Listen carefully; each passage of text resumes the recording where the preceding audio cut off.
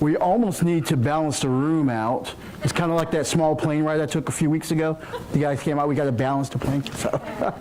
So show of hands real quick. How many faculty members are in the room? Ooh, okay, it's a good number. How many administrators? All right. Administrators, I'm going to actually now divide you up. How about individuals who are in leadership positions, executive, senior leadership positions? How many? Brave souls there, okay. And everyone else, advisors, advising admissions areas, financial aid. Okay, good. So we have good. All right, then. So I'm happy to see the faculty members here because this is one of these things that we like to get picked up for everyone else. And I did not practice on how to use this, Christine, so we'll see. Right arrow forward. Okay, gotcha. Very cool. So to give you a little bit about my background, as you can see, I am a faculty member. I have been teaching for 17 years. I teach leadership and management areas, which is a focus within my doctorate degree within higher education, admin.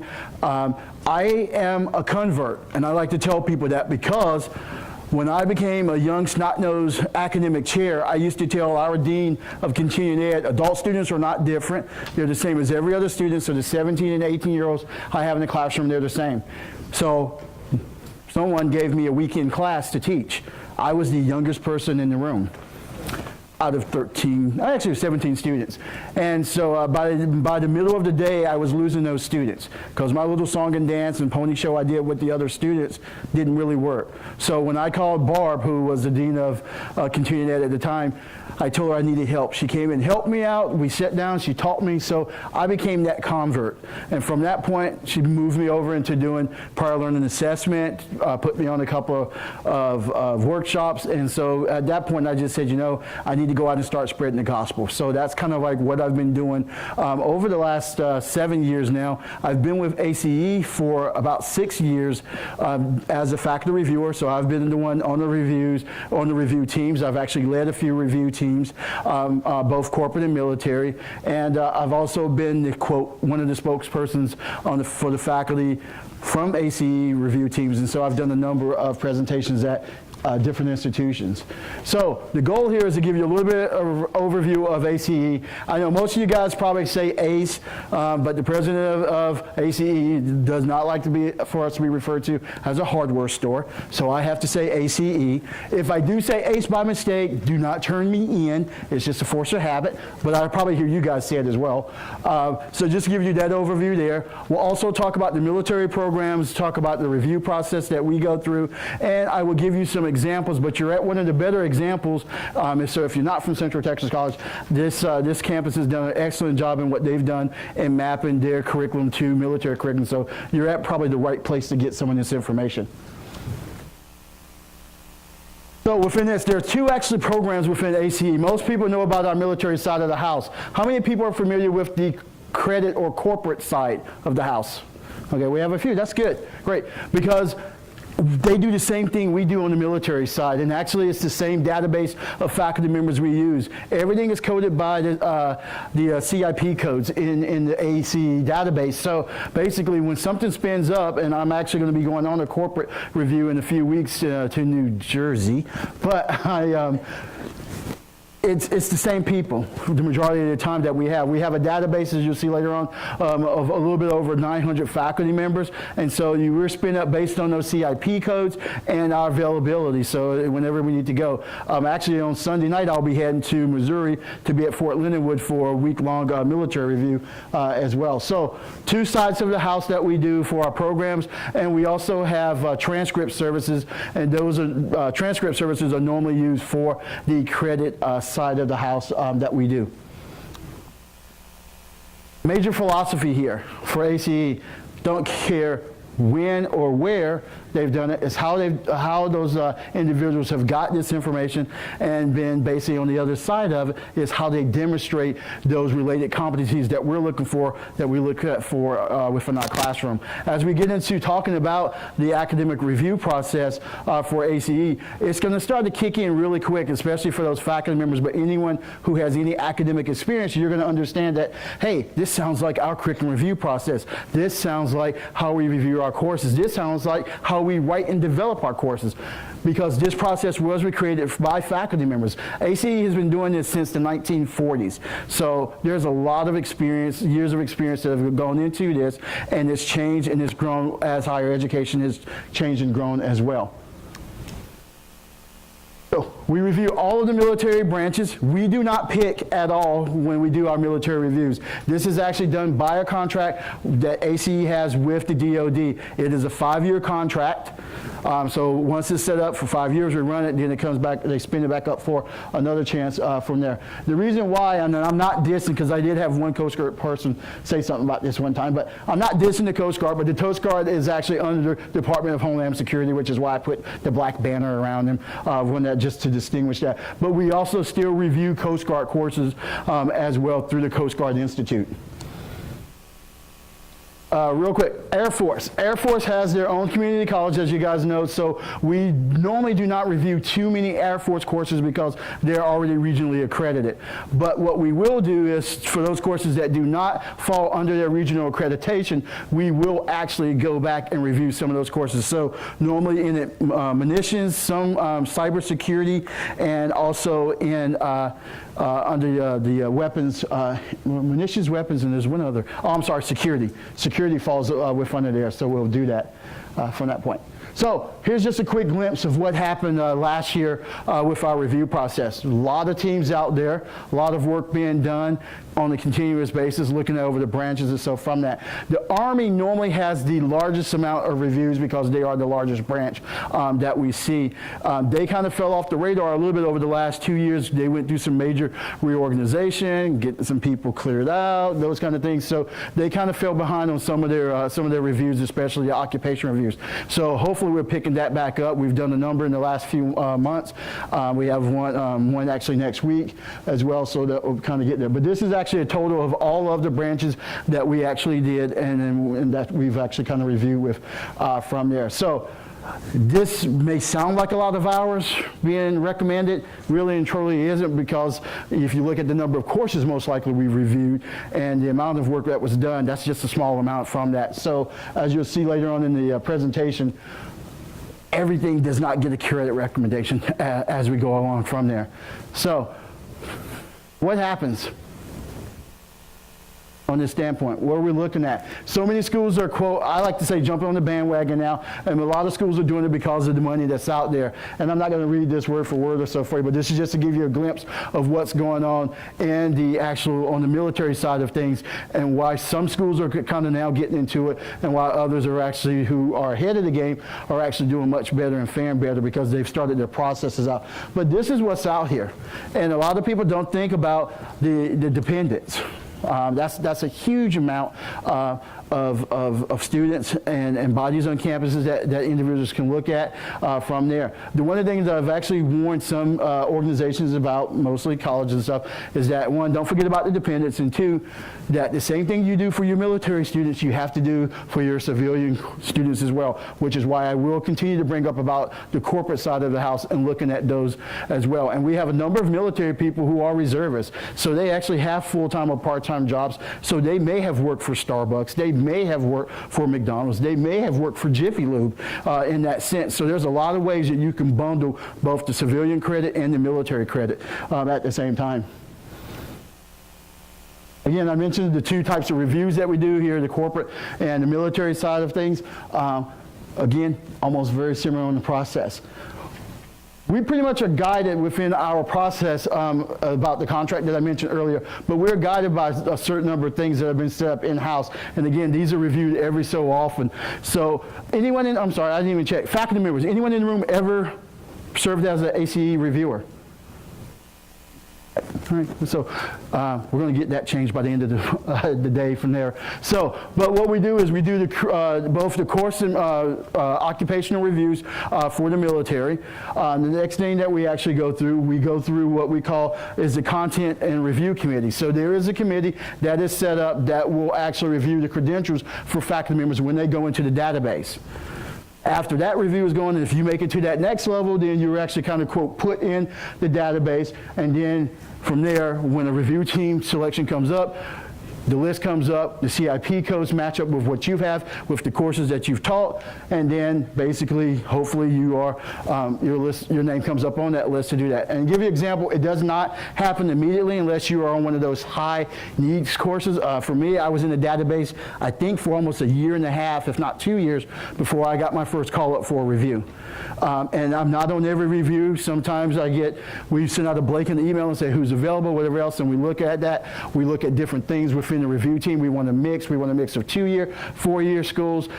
If you've never taught a graduate program, a graduate course, most likely you're not going to be on a review where there's graduate courses being reviewed, because basically you don't have that background that we actually need from that. So there's a lot of different dynamics that takes place within this review process, but it is actually structured, and even after the review, and I thought it was funny that the word mothership was used, because that's what ACE people call home base back in DC, the mothership.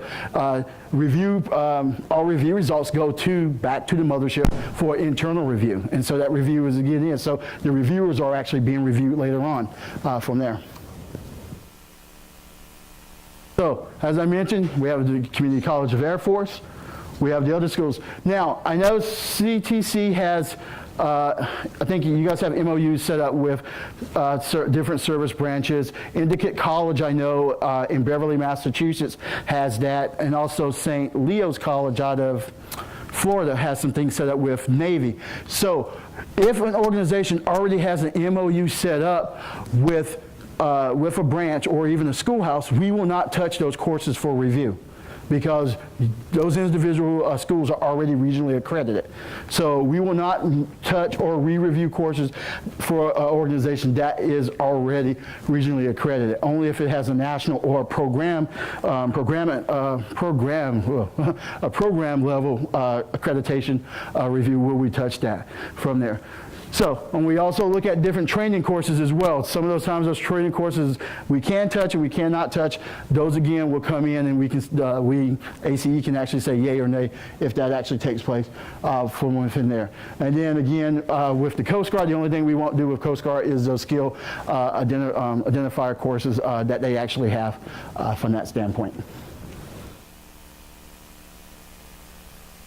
So, for those people, since I have no one who's never been on a review before, has anyone ever seen a military POI before from like the Army or Coast Guard? So yeah, I figure you guys are dead. Yeah, so aren't they strange beasts? They look really weird. And I have faculty members who, when I go out and do faculty training sessions for ACE, they'll say, well, we want to see the actual syllabus. We want to see the document. I'm like, sometimes this is a POI or a syllabus for an Army course, this thick, 200 pages front and back or whatever from that point. Totally different from the type of syllabus that we actually see when we're reviewing or rewriting our courses up from there. But this is a front sheet of what you would see for a POI when we do the coursework and those course reviews. So we look at the different things that are taking place there. Sometimes for the Army, they also do have the correspondence courses, which I've actually done a couple of reviews on those. And then that's when we bring in a psychometrician for the correspondence courses, because we want to make sure the test and validity is there, and we also look at test security from that standpoint. So that's one of the major things we look at when we look at the other courses from there. And then we look at the control items, which is what the test part is. So I'm pretty sure you guys have seen this. How many people have gone to the ACE guide online? I'm sorry. Well, actually, here's a funny story. How many people have the old ACE guide that was in paper that I've never seen before? Okay.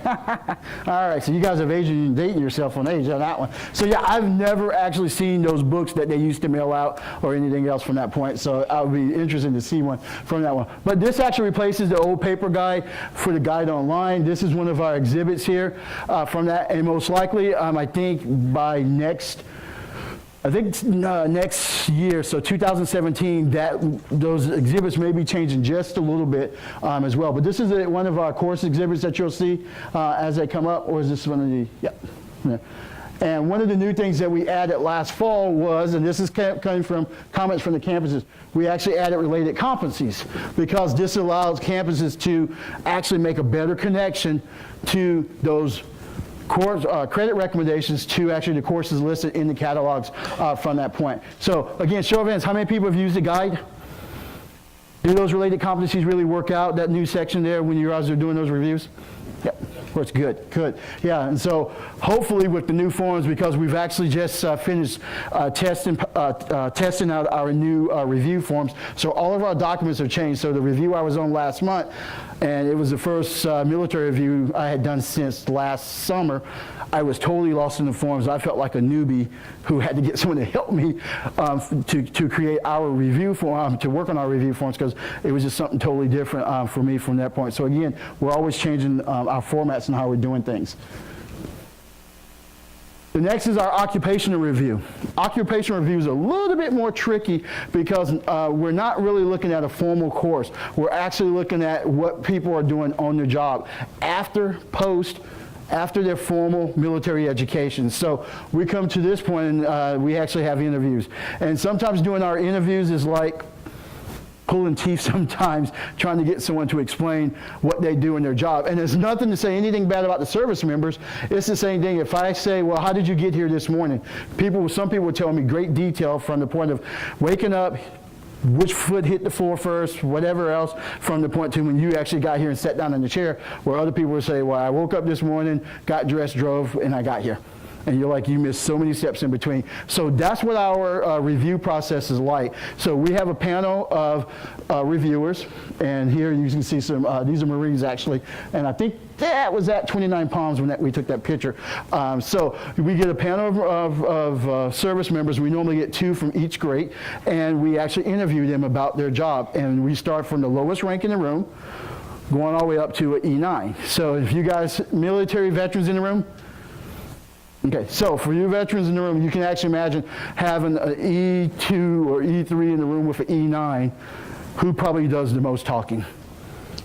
The E9, and it's hard to tell an E9 to be quiet sometimes. So sometimes it's a really hard part because we want to hear from the guys down here all the way up. But we know, because of the experience that we have as far as being trained to do these interviews, we actually know that we pretty much know the individuals at the lower end will be doing most of the hands-on work, the actual work that's going on. And as we move up the list and change, we see a little bit more supervision, a little bit more leadership and management as we move up to the E9 group from there. So that's what we're trying to do within this standpoint of these interviews and work with the service members.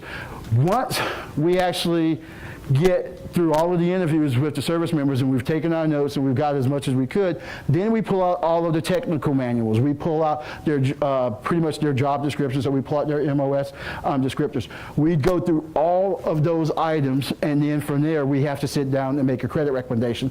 And that's pretty much when the gloves come off with the review team, because everyone heard something different.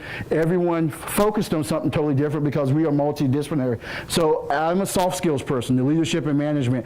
I'm listening for those things. The tech guys over here on this side, and they're totally listening for other stuff, and they're blotting anything out about supervision or training or anything from that point. So we all have to mesh in what we've all heard together to come to a consensus, and it has to be a 100% consensus for us to make that credit recommendation when we go through this process. So next week I do have 2 occupational reviews coming up, so I'm kind of looking forward to those because I just like to see the teeth come out of some people or whatever else from that point. And I'm a pretty nice guy, so I never get loud. I never get boisterous and stuff from that point. I'm joking. So again, we've added the related competencies here, and this actually helps out as well when we do our reviews because, again, we start to separate those as we go with that. So I'm going to give examples since I have an Army background. If I'm looking at Army, I'm starting at skill level of a 20, 30, 40. I know that 20 is going to have a little bit less on the credit recommendation level of what they have done, and it's going to be more general items. As I move up to the list to that E7, E8, E9, it's going to grow a little bit more in those related competencies and what they can actually do from that. And so you'll see that when you pull up all of the exhibits, and you can kind of compare from there. And if you don't use the guide a lot, I tell people play with it. Just go in and do a quick search, and you'll learn real quick what not to do. So just don't type in leadership, because you'll find courses that will start at 1947, 1948 or whatever, and go all the way up to 2016. So you really don't want to go through that much on the database. One of the other things I mentioned earlier about with us, we have a lot of guides within us. So not even just the forms and the tools that we use, the consensus, team consensus forms, the review forms that we use during the review. We actually have a guide as well too. And this guide is open. This is all transparent. So when I hear people say, well, we just don't know what you guys do, how you make the decision and everything else. So now you know it's just not one guy, Chris Johnson, sitting in the room throwing up the magic 8 ball and saying, oh, I think this credit recommendation goes here. You actually can go and pull off the handbook. The handbook is there. It's on the ACE website. It's open for anyone to download, print off, hold on to. You can read it back and forth. It will help you go to sleep at night. So definitely, I always encourage you to do this. I mentioned the demographics of our faculty review teams. All of our faculty reviewers have to be from a regionally accredited institution. So we cover pretty much the gamut. We did know, I think they did a numbers search last year. So pretty much we don't have too many coming from the West Coast within there. SACS is probably our largest, and that's what you guys are part of as well. So we have SACS, and then NLC would be our second largest within our grouping from there. NEASC, which I was actually in Maine, I was the dean of a small college there, tends to be our smallest area, but I think the West Coast, I can only think of maybe 5 or 6 reviewers I've met from West Coast schools.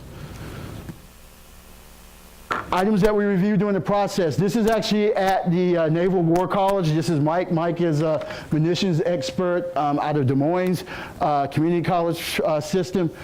So basically, we review a lot. Again, when you look at this, this is going to be very familiar to what you do in the review process for our curriculum reviews. So we're looking at the POIs, we're looking at the syllabi, we're looking at any textbooks, students' guide, instructors' guides, all of this stuff we're looking at. So can you imagine as an instructor? I don't think as an instructor I've never had that many, and this is all one course. I've never had that much material for one course. That's kind of scary. Most of us would probably quit if we were teaching and didn't want to do this. I mean, if you really think about that, if this is just one course, our office space would never ever be clear of anything. So, but this is kind of how we look at the materials. So from that, and there are 3 reviewers assigned to every course. So again, in the day and a half that we were there, Mike didn't go through all of those courses. He actually had 2 more reviewers going with him. And so however that team splits up the work, does everything from that standpoint, that's what comes up within that review. Again, go back to the curriculum review process. What we're focusing on the content of the course. We're looking at the learning outcomes. We're also looking at how can we apply it to higher education? Is it actually viable in higher education? We also look at the depth and the breadth of the course from that level of difficulty. That's how we figure out if this is going to be a 100, 200 level course or upper level course at the 300, 400 level. We also look at the assessments, and all of these things have to be congruent. It's not one or the other, or we can say, oh, they got 3 of the 4. They all have to be there, and we've reviewed some great courses. I was just talking earlier to Janelle. We were at Fort Leavenworth for graduate course review. I can't say which school it was, schoolhouse it was, but the courses were great. The concepts of the course was wonderful. Everything was there, learning outcomes. You got to the assessments and you're like, oh my God. And it's just like so bad because this is something that you'll give to what we consider to be at the undergraduate level, but really at a lower division level. I mean, when you're talking about on a graduate level course, we're not seeing any level of synthesis at all. Basically, this is just memorization, and most of the exams were pretty much, true, false, multiple choice, few fill in the blanks, and we were like, no. So they were not happy because they felt the courses were written at a graduate level, and I think they were, but when you get to the point of assessing that, the assessment wasn't there. So they were not happy at that point. And that's when in the back of my mind I'm thinking exit strategy. Okay, I lay down suppressive fire, you guys get to the van, go slow, I can jump in the back. Now I'm joking. So, but sometimes because people put so much work into these courses, and we would love to give them that credit, and award them that credit, but the point is that we can't. And because we have to actually be honest with all of the colleges, the 2,400 and some odd colleges that are members, but also the other wider group of the colleges in the country, which are, what is that, 4,000 and something now at this point. We have to be honest with them. We have to maintain the academic level of integrity. And as a faculty member, we will see that in that room all the time. And sometimes we go off at each other in this sense to make sure that these are kind of clear from that, which is why we have 3 faculty members on the course. And I've seen it where we've actually added 2 more faculty members to review a course because they can't come to a consensus. And at the end of the day, if you get 12 people to review the course and we still can't come to a consensus, guess what? There's no credit recommendation. We just have to say we cannot. And we have to justify that, but we just say it. And that's it. And we're okay with that. So those are the kind of things that we look at. And I've said a lot at this point about the review process, so I want to know, especially from the faculty members, but any of the academic administration, do you have any questions about the review process? What? You guys all trust me on this? Okay, I have that kind of face too, but so.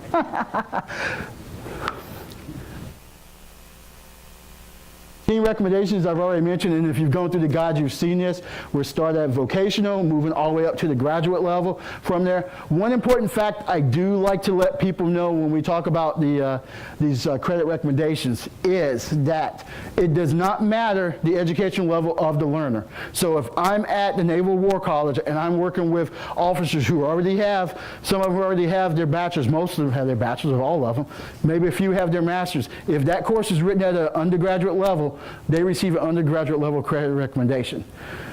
So again, and I've had that conversation with campuses. They were like, well, this person was an officer, they should be. No. The course is written and set at an undergraduate level. So that's the course recommendation. It does not matter who that learner is. And that's how we make sure we keep that academic integrity there within the process. Now, kind of going into the tools and processes from there. But one of the biggest tools that you guys will use is the JST. So how many people know about the JST? Okay, nobody still calls it ARTS or SMARTS? There's a few college websites I found that still have them out there and everything. So yeah, so good thing you guys don't do that. But yeah, so we have the JST, which is not owned by ACE. They probably would like to own it, but they don't own it. So when you get people call us and they're talking about the JST, we're like, it's not us, it's actually owned by Dantes, who is, quote, technically owned or controlled by the Department of Defense. So, do you guys know who Dantes is? Nobody? Okay. Dantes is the Defense Activities Non-Traditional Education Services branch of the DoD. So they handle most of the educational opportunities for the service members. So they're actually there. Wow, we got this shaking now from that point.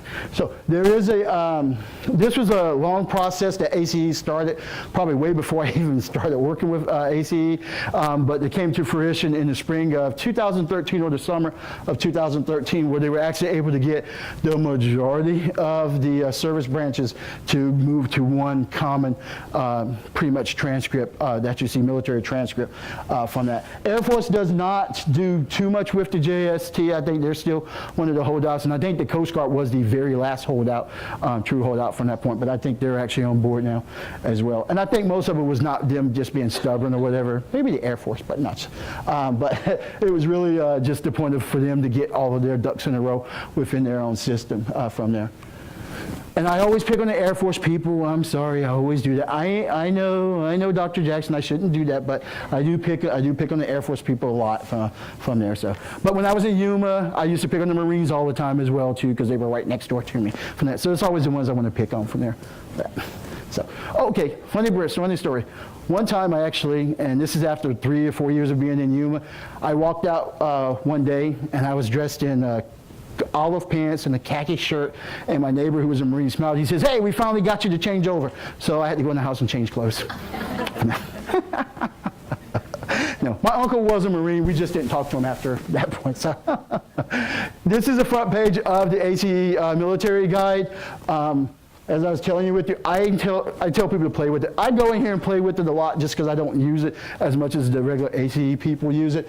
But it's this is a new format that came out in 2013, 2014 as well. So, and I think they're actually making one more database upgrade from there. You can actually do interesting things now with it. You can actually download, when you pull up your report, you can download it into Excel. But this thing is updated on a daily basis. So I think after 1 o'clock in the morning, whatever has spun up or whatever else kind of comes up within the system. So, you know, it's nice to have that, but it may change on you real quick. So I'm not telling you go in every day religiously and check it, but just remember whatever you pull up and download and report, it may actually change from in there. So I gave you some examples of some really schools that I think, in my opinion, have done a great job with military mapping from there. Coastline Community College, have you guys ever heard of Coastline before? Yeah, they've done a really good job. If you go to their website, Joycelyn Groot, G-R-O-O-T, Joycelyn Groot is the new dean or VP of the military affairs programs there. They've done a wonderful job mapping all of the branches. So they've done a really good job within that. So that's a good example to look at as well. And as I mentioned, and as I was telling Janelle, I told you it was there. Every presentation I've done in the last 2 years, Central Texas College comes up, and I'm always telling people to call them, do something if you have questions. So they've done a really excellent job here as well with the mapping that they've done and they've kind of set forth. I met Bridget Petzold, who was with Fayetteville Tech Community College. She's now moved on from there, and she's actually in D.C. At this point. I can't remember what organization, but when she was at Fayetteville Tech, they set up a wonderful mapping program with Fort Bragg, which is right up the road from them. So they did a pretty good job within that. And I think the money that they got was from a FISPE grant that they used over a 3-year or 4-year period. And the reason why I bring them up is not only about the database that they've put together, but she's cataloged a wonderful process of how, on the administrative side, how they actually did this. So that's another good thing about that. And I think there is a sample of that map on their website as well.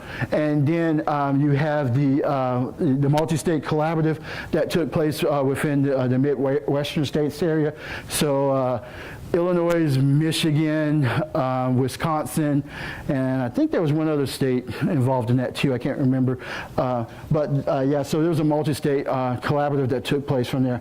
The only one that I did not mention was MnSCU, which is the Minnesota State's, I can't remember what the acronym stands for, but it's the Minnesota State Colleges and Universities group. And they did this from a higher state level. So they did this statewide from this project. So that's another one to actually do as well. So again, there's examples out there. So there's no reason why we would actually have to recreate the wheel all over again when you can kind of just go follow some of these models from there. This is just a couple of screenshots I took back. This is them mapping with the I think it's military police. Yep, military police. 31 Bravo, military police again.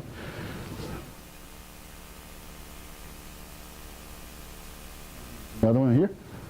This is Coastline and Central Texas one. And I threw Miami-Dade in here because I just met Tiffany Malvern at an advisory board meeting at ACE. And so she was talking about the work they did with their faculty to map healthcare programs. And this is actually Army, which I didn't think there was really any Army installations that close to Miami-Dade, but it could be National Guard or reserves that they were working with. So I know I kind of talk about this in an easy way. It's not easy. It's really not. There's no major magic elixir to do this. It's a lot of where you just roll up your sleeves and everyone kind of do it. But again, the models are there. The biggest thing that you're going to probably run into when you start to do this on your campus is, one, finding the champions, two, getting the faculty and some of the administration on board. And basically, the administration is making them see that this is viable and this is basically can be a priority in any way from that. So to put the resources there, both monetary and people-wise as far as bodies go. For the faculty, getting them to understand that, yes, you teach well, you do a great job in your curriculum, but you're not the only one that does it well. There's other examples of that, and kind of get them to go out from there, so from that point. And I don't blame it, because again, I've been there before from that point. I've been that snot-nosed faculty member, young guy. I've been that snot-nosed chair. I've done that as well. And so I understand where they're coming from. And the thing is, with us on a faculty level is, and any faculty member, you can always totally disagree with me, and you took away on this, that we live in a very kind of closed environment because it's our class, it's our course. We understand that, and I do understand that. But I always tell people, we can live on our island, it's great, but I know that the island is really not an island, it's an isthmus. And so when the tide goes out, I'm somewhere connected to somebody, some way, somehow. So again, it's just the point of understanding that from that standpoint from there. And, oops, I almost dropped this down. This is another good example of faculty engagement. And I have to tell us why. Maybe, hey, Christine, maybe we should stop recording if I say this. No, Chuck. When I was first approached by ACE to kind of go out and start doing some of these sessions, talking with faculty, so I was told that they heard that faculty were resistant to this, and that it was. And when I got there and I started meeting with people, I said, no, they're not resistant. They're not aware of this. And if you're not aware of this, you can't accept something if you're not aware, because you don't know it exists. So for them, it's a strange phenomenon. So it's not the point of being resistant, it's really the point of saying, okay, make me aware of this, show me how to apply it, and then once I apply it, the application process just keeps spinning on and on and on and on. So from that point. So awareness, acceptance, and application is the key to this process. So from that. And Dr. John Bellum, who is with the Colorado State Global Campus, kind of did that within his process. He actually worked with this and engaged with the faculty. Some campuses I've seen, they've done it I can't say wrong way. They just done it in a way that didn't work well within this. You have to engage faculty from the beginning. Working with faculty, making them, again, aware of the process, and making sure they have ownership, because, one, technically, the curriculum is owned by the faculty. That's why it's there. That's why we have all of these things set up and that. And I like to remind campuses or so, and I try to go through the accreditation manuals, and I find it somewhere in those manuals or so, and I think it's section 3, 4 something, I think, for SACS, where it actually shows faculty, actually, there's a line there, and it basically says faculty is in charge of the curriculum.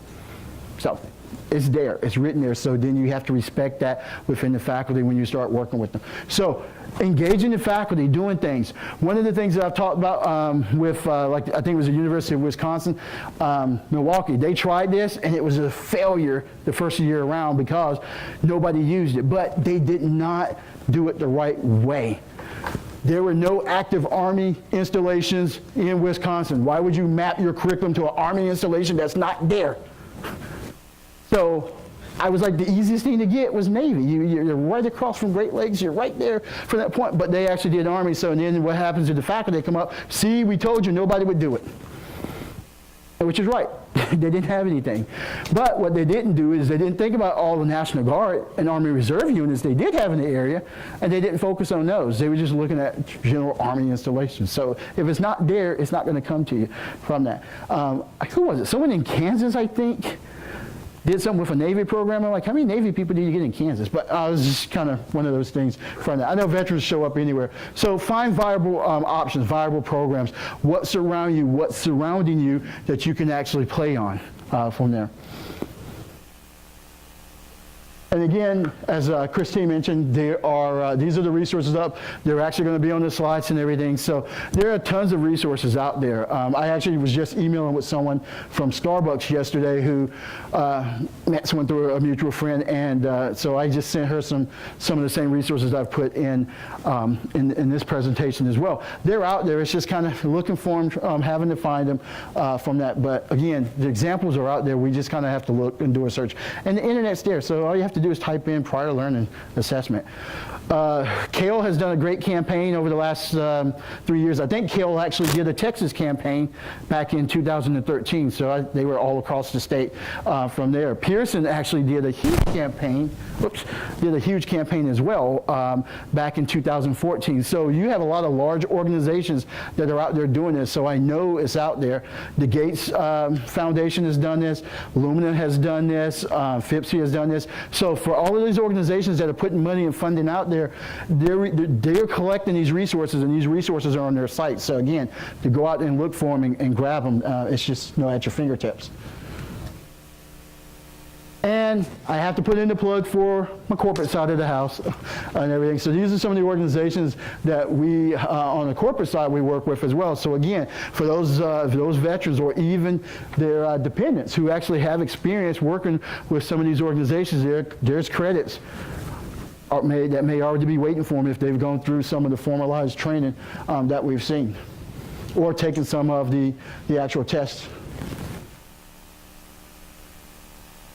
I've already talked about that one. Yeah, and we also, in your handout, we have a nice little flyer that we put together. Best way to learn about about the review process and to learn about credit for prior learning is to actually be a reviewer for faculty members. And actually even for anyone. If you are teaching, even at an adjunct level, as long as you have at least 3 years of experience in your subject area, you can actually go ahead and fill out the form, go to the website to be an evaluator. And again, this is not going to happen today unless you're actually in one of these high need course areas that they have here on the site. But we need people. We have people retiring. Most of the guys who actually taught me at the 5-6 year period when I came in for ACE, they're already retiring from their institutions, which means basically they're going to be stepping down another year or two with ACE for being a reviewer, because you actually have to actually be teaching in your area for that to happen. So again, we're in the need. It's the best way, again, to get things rolling on your campus. From that, help get those champions out there. You are remunerated for your trips. There's an honorarium given. All travel is taken care of by ACE or / the client from there. So that's on a reimbursable level from that. So, any questions? Any? And it's the big question mark because it's like major question. I'm joking. So. Years ago when the Army did SQ testing, that sort of thing, ACE, I learned something new today, okay, they used to list the credit recommendations for the 10 and 20 skill levels for the Army. Right. Do you think that will ever come back? I don't know, because I know most of that's been compiled in the occupation reviews, but for the skill levels test, I don't know if that's there. And it was a number of reasons why. One, which was the test in areas, the validity, those kind of things. So I don't know if it's going to come back at this point, but I can find out because I can talk to the director of military programs and see. It would just be so helpful if we could have the credit recommendations at the 10 and 20 skill level, because now they say based on institutional evaluation. And some of that's been actually, it's nice because it's given a little bit more flexibility to the institution, even though it takes more time from there. And I know if you notice for the occupationals with the Army, we took the 10s off. So we actually start at 20 now and go up. So the 10s aren't even reviewed any longer. Any other questions? Wait. Christine loves the mic. We want to sure everybody can hear. I work at a university with a BAS degree. We basically use whatever's on the ACE transcript. We are authorized to use however we want to use it on the student's plan. Right. Now, across our campus, that is not the case for most academic programs. Do you sometimes see that with some of the schools when you go out and evaluate, when you talk with other schools, that maybe there's one or two programs that really gets into this and everybody else is kind of resistant, especially if it's going to apply to the general academics or the core? We're not going there. Yeah, I said this always, the gen eds, yeah. Yeah. Mm-hmm. Yes, I do see this a lot, and we have, and we actually did this at Eastville. We actually had two other faculty reviewers come in with me, and one was focused on the gen eds. So we've actually tried to spread that gospel a little bit more within the gen ed group. It's very difficult from that, so, and we're trying to find a different way, in a sense of a strategy, to talk to us about this, because if you have someone who was a journalist in the Navy, yeah, I don't think they're going to struggle with most of the English or so from that point. So we're trying to work on that from there. But the first part of your question, yeah, we do see it. I even see it in California, I've seen it in different districts. So where a student can literally walk down the block, around the corner, and go to another institution in the same district and receive those credit recommendations where the other one told them, no, it's not there. So we've been trying to work within that group, and I have to say California is a very fractured state when it comes to that, and that's not being a bad thing. It's really hard and tough within that. So, and even in Washington State, it was the same thing, but they've actually formed inter-college relations committee where they actually work with all of the community colleges to see if they can be on somewhere similar on the same plate. But also they're working with the four-year institutions, especially the private institutions as well, so they can be on the same plate. So that may be an idea within the region here, because I know Texas is large, so we're even within the region to figure out how to do that from there. But one of the things I like about it being different on campuses or so is that it's a shame because all the students should have the same opportunity. But once students start talking, it will spread. And so sometimes you can just be that little bug and help move it. You're right there. Because you're going to get the numbers. It's just you got to do the program as a whole. Why didn't the rest of the university not take this? Right. And you're using it for my gen ed, and you did. Why did you count my anatomy physiology when biology wouldn't or English wouldn't? Exactly. What's the problem here? So we kind of have to explain. We have to kind of explain that. Yeah. So just by the by, we're doing a PLA meeting specifically for UNT coming up, so that'll probably get better. Okay. See, we solved that already. No. Any other questions? So one concern I hear from a lot of faculty and administration from colleges and universities about ACE recommendations is that, as opposed to a transcript that they get from a transfer student from another institution, so when they're audited for awarding credit, that they're actually able to connect that to an accredited institution, as opposed to one of the concerns they always have about ACE recommendations, awarding credit for those, is that it's not attached to anything accredited, just like the joint service transcript and everything else. What would your response be to that? Well, the first response is that the reviewers are actually connected to an accredited organization, which is why we require the regional accreditation from there. I think the other one to look at within that is that if you go through most accreditation manuals, if there's a level of third-party validation, then you're okay with that. But again, at any time, you can always call ACE and say, okay, we want to know about your review process, and one of the directors will actually be able to sit down and tell you, talk about it. And again, as I mentioned, the manual's there for the handbook. Everything's transparent within that sense. The only thing I know that's not openly transparent is that what takes place with, quote, a client. So either a military branch or one of the private clients, we cannot open that record to an organization. But if you want to talk about how the team came to that credit recommendation, someone will probably be able to read that off to you, hear the team notes, which is why we're trying to, on some of the forms like the exhibits, why we're trying to put a little bit more information on there to make sure those kind of things happen within there. Thanks. Yep. I can speak from some of the other universities and colleges that have addressed this, that one of the ways that they speak about it is to say, you accept AP credit. AP credit is for a test that students are taking when they're in high school. There are high school teachers who are doing the instruction. It's the same kind of thing. It doesn't matter who taught them or where they got it. It's the fact that they've demonstrated the competency. And so if you're okay with taking AP, this is really not any different. So that's an argument that tends to work well when people have concerns. Yeah, and we do cover, I think, 30. You're just agreeing? Yeah, and I think we covered 33 of the AP exams. I think we cover all 33 of them at this point. And one of the things that I tell people, and I may seem kind of young, but I'm not.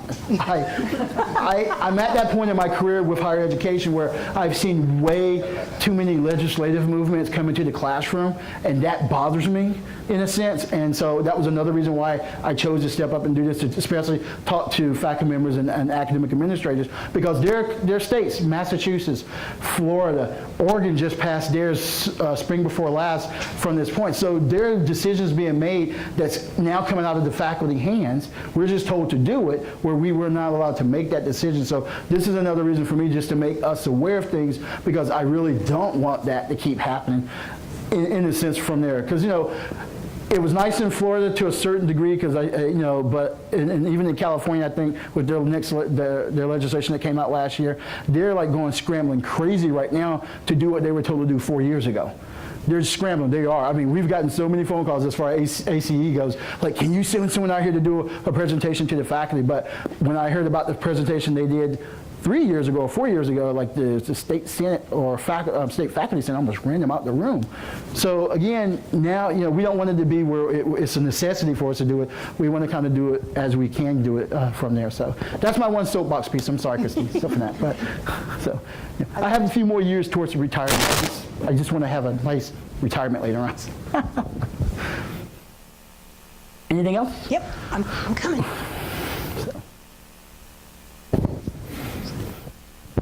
I guess mine's not so much a question as a question and discussion. One of the things that I'm a chair, and so one of the things that I guess I've struggled with is, though we accept ACE recommendations via the JST and courses, I will say I do so begrudgingly.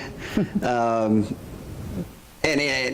part of my issue is, I take pride in the way we teach particular courses. We teach our principles of management. We teach our HR. Right. And I really struggle with the confidence that that's our course, and thus it's not our student that we're ultimately producing out there in having that. And especially, like, they oftentimes come with HR as a recommended credit, 3 hours upper level. Right. If there happened to be a BBA HR major, I'm even more uncomfortable with their core foundational course coming from outside of our college. Right. And so those are things that we struggle with in trying to, yes, try to recognize they have value. So I mean, as a general guideline, what I do is I say, if we've got elective options, they only go, we'll take credit, but they go to electives. They don't replace specific named, numbered courses. If we've got them where possible. There's one degree that's not, and they sub or whatever. But I guess that's one of the things that as I look at these things, I know that there's a review process, but again, I wasn't sitting on those particular reviews, and so I struggle as an administrator looking at those aspects, and John and I have talked about some of those issues themselves. Yeah, well, and that's fair. I think that's a very fair thing, and that's why I mentioned you own the curriculum. So, and the recommendation that we have, should I cover my mic now? The credit recommendation we have is actually a recommendation. That's what it is. And I love it when sometimes when people say, well, ACE said that we should, boom. No, we recommend it from that point. It is still your program, and if you and the faculty feel that way within the program, so, then so be it. The other flip side of that, again, is that, technically these are your peers from across the country, and sometimes we get so localized with how we think, and sometimes we have reviewers who don't make it because they have a hard time in the review process because they can't think in a global way. They're very localized. Well, only on our campus do we do it like that, but you'll have 4 of the faculty members say, well, no, we kind of, we're looking at this in a holistic way from there. So It's a toss-up within that one, but again, you're right. It's your institutional program that you're with. I just say that, again, when we look at this entire process and this entire movement on a global level, you have someone who has the experience. If you need to set up another layer, which sometimes I don't always agree with as well, but if you need to set up another layer to make sure that they have those foundational areas, please do so, because that's your curriculum, that's the degree that you guys are awarded. What happens is, in some particular ways with us within the review process, we have those same arguments as well. And so again, have some of your people sign up to be a reviewer. Bring them out on the review. I mean, it's there. It's really there. That option's there. And then you kind of learn, and it's a better way of understanding that and seeing how that process works. I have 2 questions for you, just as a follow-up. Do you have the same issues or concerns with a student transferring that same course from another university? Okay, so it's probably worth thinking through why are you okay with it from another institution? Accreditation. Okay. Of the course itself. So, okay. For me, it's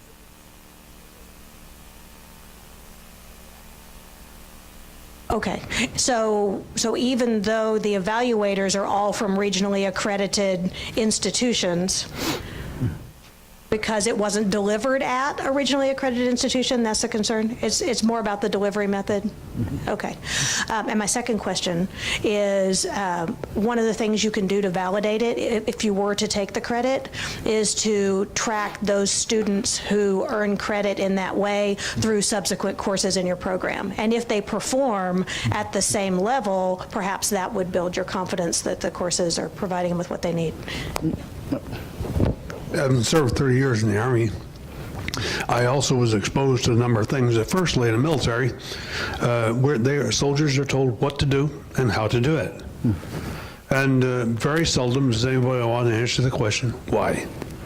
Now, going back to what Lucas was saying just a moment ago, we find as these students come in and take an actual Management 301 Principles course, as they're sitting in the classroom, we can very often see them look up and say, oh, light bulb. What the thing is, they have learned what to do and how to do it based on someone else. There has been no solidification, and they're sitting there in the classroom now learn, that's why they told us to do that. Well, if they don't have the knowledge as to why they need to do this, it leaves a great void. And further, in some of these courses, if you're going to a particular, for example, as Lucas said, BBA management, if I substitute a HR management thing from a JST for the basic core Management 302 course, basic human resources, we got a tremendous value. I have worked HR in the military as well. And I find that what we do in HR in the military is totally different from what's required on the outside. And if I substitute that course for this, I have just invalidated their degree. I don't know if you all know that or not. They must have those specific courses in their degree plan in order to take an HRCI. That's the points that we keep tossing. We go around on this very often, trying to solidify this stuff. And that's the academic process. That's what should happen from there, to have those discussions from that point. The other thing I would actually add on to that piece is that sometimes when you see those credit recommendations and you see a 2-credit recommendation rather than the 3, and most people say, well, we can't use a 2-credit recommendation. And that's because somehow that team did not see that maybe theory was not covered in this class. And that's part of that, again, part of that review process that we have to pull stuff out. So I have to pull out any of the military training. So PT, FTX. So this may be a 300-hour course, but when I weed it down, this actually comes up to 400 hours. Everything else is non-existent from there. So that's part of that process that we get into when we're really looking at the review process. But I think that's really good feedback for you to get from the colleges, right? That they're identifying some gaps. Right.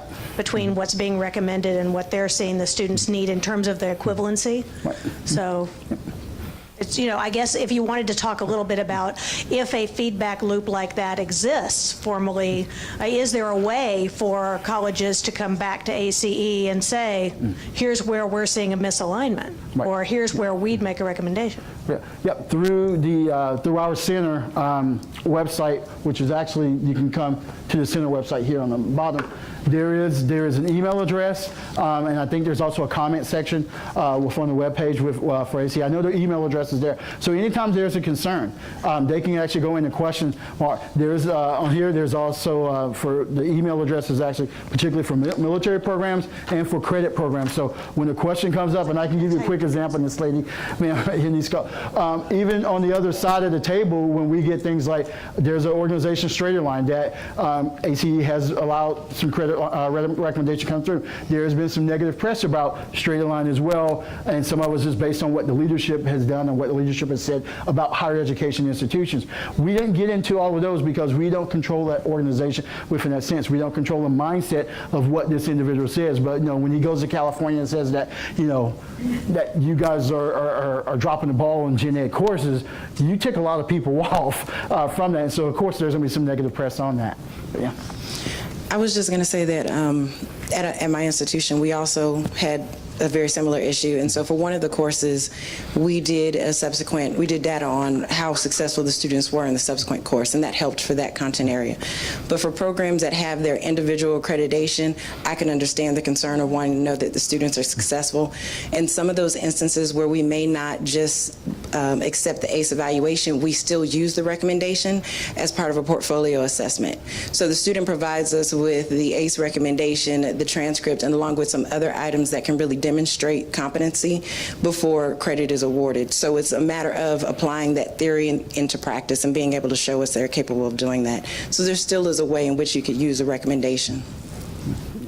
And one of the biggest things that we struggle with sometimes as a review team is that we are, especially with for the military reviews, we're charged with coming in, reviewing the curriculum, and making sure it either matches with and build that bridge with college level coursework. If it does, it's great. If it doesn't, it does not. But we cannot make recommendations because they are actually, like you mentioned, they are training to mission, totally different items within that area. So one of the things I love, they have courses that they call critical thinking. It is nowhere level a critical thinking course when we bring our philosophy people in, but they think it's critical thinking, but it's not. So it is just that on that level. So again, those are why some of those credit recommendations don't take place. And to address your other one about, from another university, the one thing that's easier for us to validate credit coming from another university is the fact we can go to their catalog and we can download their specific syllabus to see what were the objectives, what were the assignments, what were the projects, and we don't have that same kind of transparency in these evaluations, such that if there was a list, like say if we award 3 credits upper level management, in doing so we're guaranteeing they have these set competencies, or we've reviewed and they have these core competencies and this type of coverage, and then that might help us be a little bit more, because again it goes to, yes, there's principles of management, but there's our branded version and there's others, and we at least want to make sure that we ultimately have those same things. Right. So,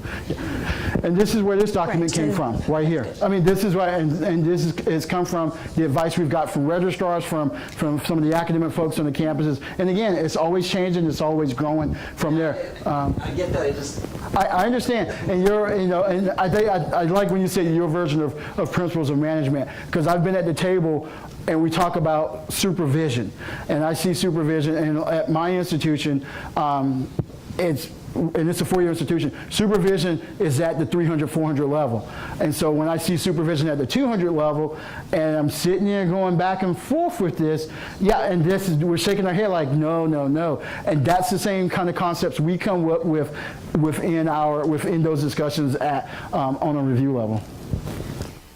My question isn't on curriculum, it's on the benefits to the institution. So when we accept these credits, what are the main pros for the institution? Are they seeing increased enrollments because the student can see completion rates sooner? Do you have any data on that kind of success and what it brings into the college? can do for that. So yeah, I'm sorry, I'll give it right back to you. I can speak to that because often there's a concern that if you award credit in this way, that's reducing the number of credits that a student would take with you. And the reality is that for these students, your ROI, it varies a little bit from institution to institution, but it's always over 2 to 1. So for every 1 credit they bring in, they're going to take 2 with you. And because these are students who would otherwise get discouraged and not come because they're not recognizing the things they've already done. So you do have that return on investment for taking the credit. They also have increased confidence and connection to the institution because you've recognized that prior learning that they brought with them. So.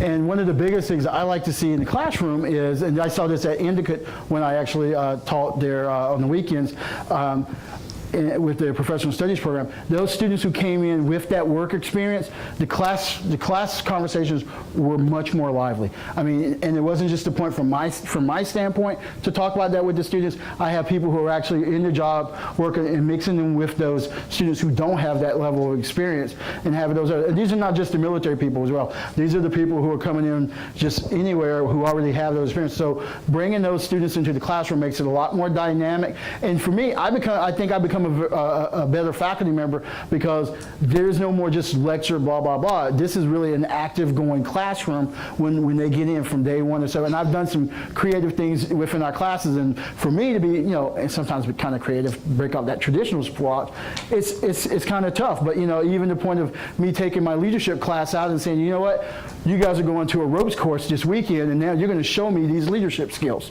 How do you handle these kind of things there? So, and I would not have gotten that idea if I had not talked to other students or listened to other students talk about their experiences on the job. So again, there's a change for the institution within the better. And I did warn, like if I think in our last session I had with, I think we were in Amarillo, I just said, if you're doing it just for the money, you probably never, to me, you're never ever going to see it from that point because you're only focused on one thing. If you open your eyes a little bit wider to make your campus a little bit more enriching, bringing in that level of diversity, which is why I mentioned earlier, don't just think military credit, think corporate credit as well, because you have civilian students as well who come in with that level of experience. So I'm just saying, when we talk about credit for prior learning or PLA, you kind of got to open up a little wider, not just look at the military people.